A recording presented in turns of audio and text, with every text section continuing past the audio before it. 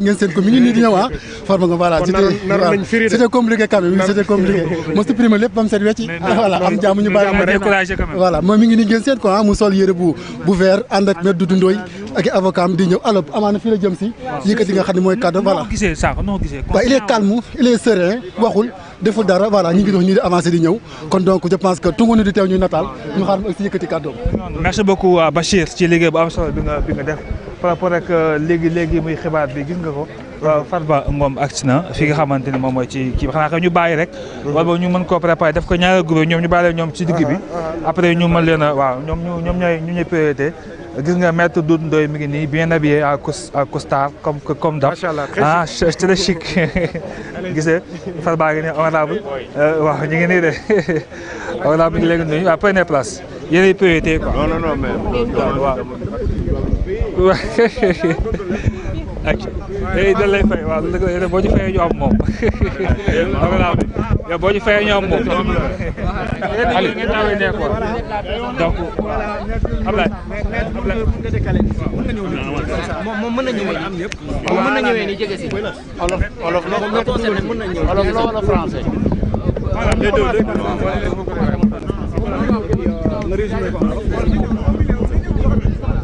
boy il faut ngeen xajal kay non ñëw ànd déedéet Farba boy xaaral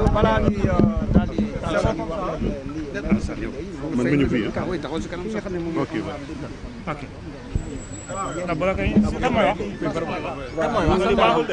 c'est bon si c'est bon ñu commencé maître yaay wax wala kee non c'est maître Doudou Ndoye qui s'exprime. Ah d'accord donc may ko ma dékal ñëwul ñëwul taxawal mais avant de tout ñoom ñëpp ñu mën a am quoi cadrage baax na c'est bon pour tout le monde hein c'est bon allez-y c'est bon allez-y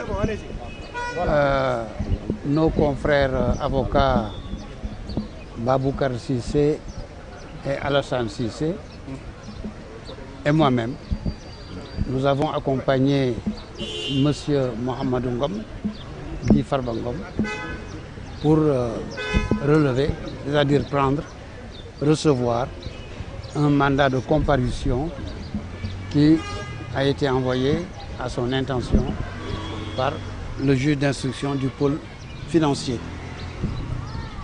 Et il doit répondre au juge dans quelques jours. Sauf erreur de ma part, je crois que c'est le jeudi. Et nous l'accompagnerons. Baboucar Cissé, Alassane Cissé, Abdou Diali Kane, qui est sur la route de Saint-Louis pour venir à Dakar.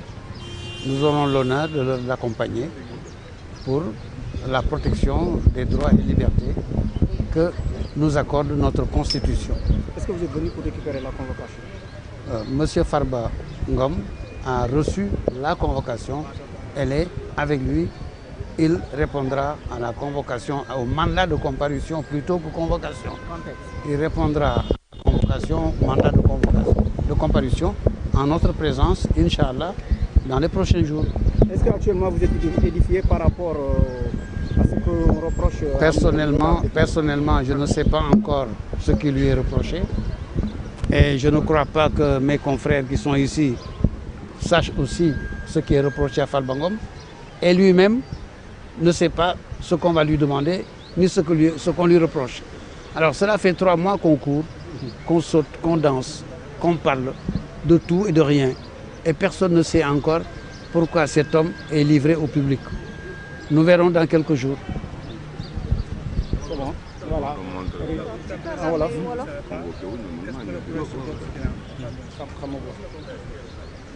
Résumé en wolof. Ñu ñëw ci kàllaama Kocc. Baboucar Cissé voudrait ajouter quelque chose. Allez, maître. Allez, vas-y. Bon, en fait, je voulais compléter par rapport à ce que vient de dire le doyen Ndoye. Je précise que Farba est venu volontairement. Il n'a pas été contraint. Il est venu volontairement prendre la convocation. La convocation qui lui est destinée pour comparaître devant le juge d'instruction du pôle financier le jeudi 13 février à 10h.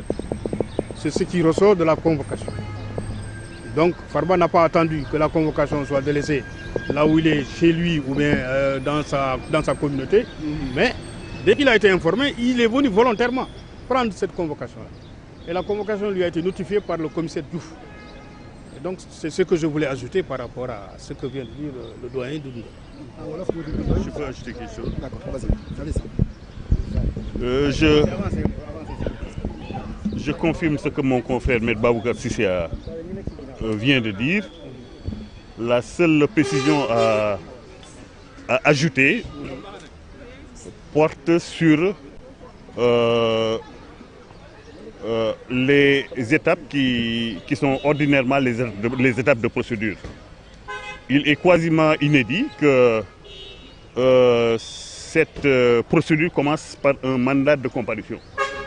Non seulement M. Ngom a comparu volontairement et spontanément, mais il n'a pas comparu des suites d'une convocation. Il a comparu des suites d'un mandat de comparution.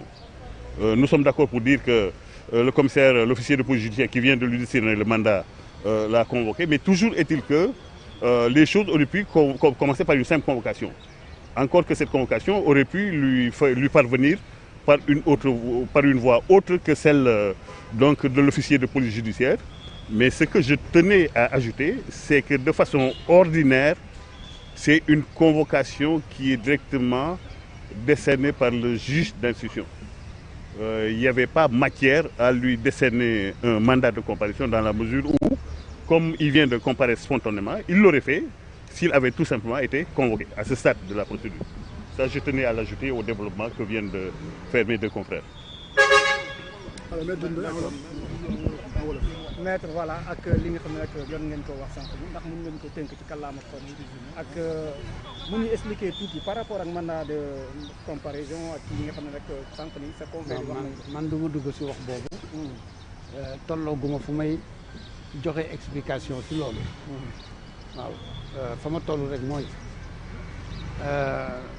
Farba Ngom mi ñu àndal yëgal nañ ko ne dañ ko war a jox këyit pour mu uyu ji yoon la ñu tudde yoon bokk yoon dafa yaatu mais boo ne yoon rek ku si mën ci bokk rek yoon ngay wax rek ba mu yëgee loolu la ñëw fii ànd ak ñun si kilifa gi nga xam ne kilifa wu police la dafa yore boobu këyit war ko jox pour ne ko wuyu jil yoon Baboucar Cissé avocat Alsane Cissé avocat ak Abdou Dialy Kane mi nekk si tali bi di ñëw ak man mi dañu ko gunge ndaxte mooy suñu wareef ñëw fekke mu ñëwal boppam ñëw gu rafet kenn forcé wu ko ñu jox ko kayit bi ñu ko jox léegi dina uyu ji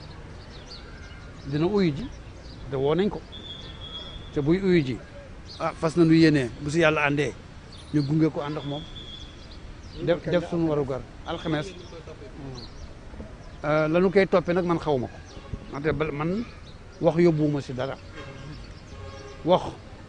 si dara lu nu bindul ma jàng ko xaw ma ko lu mu doon dañ koy toppee nag binduñu ko fañ ko war a binde gisuma ko na ma ko war a gisee moo tax xaw ma ko keneen ku fi taxaw tam si bokk ci xamu ko parce que gisu ko moom si boppam mi ñuy woo bu xamee dañ ko déey mais jotul lay tax mu xam waxuñu ko tam fañ ko war a waxee lay tax mu xam kon ñun ñii fi mu nekk si géej gu rëy la ñu nekk ay weer a ngi nii dëkk bi wax ñëpp rek si loo xam ne man xaw ma ko ñun xamuñu ko est-ce que loolu jaadu na nag ku nekk yaay tontul sa bopp sox ji ma wax est-ce que loolu jaadu na si réew buñ ne démocratie la buñ ne droit ak liberté des citoyens lan mooy citoyen ku nekk seetalal sa bopp est-ce que citoyen nga bés bu la loolu dalee c'est nag bàyyiwul kenn de jaan ji moom kër yëpp lay dugg